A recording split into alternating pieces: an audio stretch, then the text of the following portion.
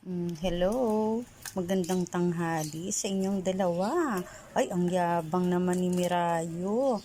O, nagtatumbling-tumbling ka pa, ha? Malapit ng umulan na naman. O, ayan, ang yabang niya, o. Sige, pasikat siya kay Miraya, o. Ba, ang Miraya, naging isnabera.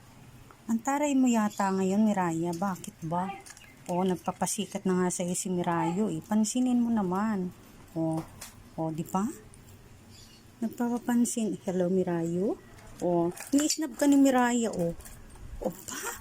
Umiiwas ka kay Mirayo. Bakit? Para kami tampo. Hindi ka pinapansin ni Miraya. Taray ni Miraya, no? O, ito si Miraya. Isnabera. Hindi na kayo.